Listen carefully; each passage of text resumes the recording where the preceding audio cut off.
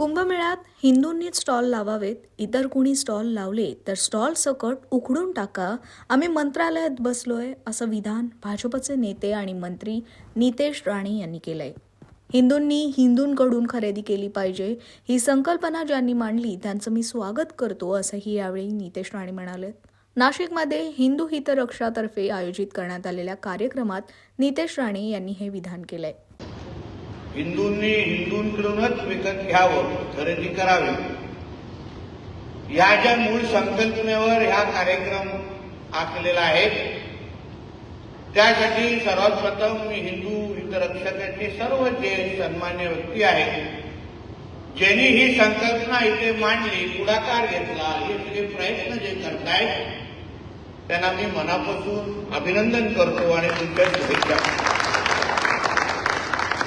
मला विश्वास आहे आमच्या हिंदुत्वादी विचाराचे आज महापौर आणि सगळे लोकप्रतिनिधी माझे सहकारी निवडून गेले. आमच्या महापालिकेच्या माध्यमातून नाशिकमध्ये फक्त जय श्रीरामच ऐकायला मिळणार, एवढं माझा ठाम विश्वास. तिथे आईला महत्ववाले कोणच तुम्हाला दिसणार नाही, हे मी तुम्हाला आजच ठाम करून सांगतो. हे 100% काम करतील. काही उरलं असेल तर मला सांगा, मी मुंबईवरून येतो, काही चिंता नाही, काही चिंता नाही. पण हे आपलं राष्ट्र आहे, हे आपलं राज्य आहे.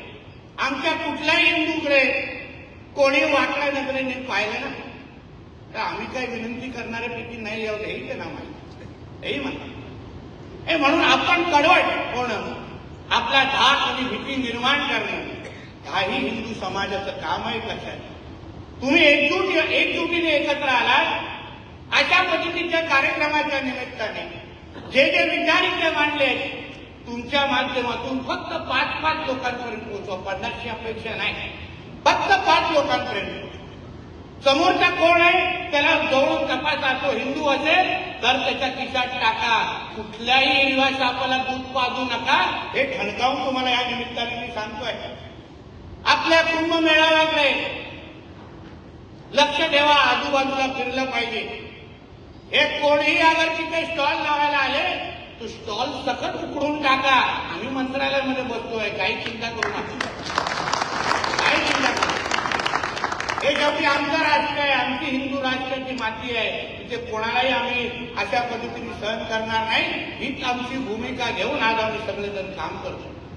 म्हणून जोशी साहेब आणि त्यांचे सर्व जे सहकारी आहेत, ज्यांनी हिंदू हित रक्षा आणि हिंदूंनी हिंदूंकडूनच विकत घेतलं पाहिजे, ही जी संकल्पना तुम्ही मांडलेली आहे त्याचं मला 100% मी पाठिंबा देण्यासाठी मी आज इथे एवढा लाभ आला.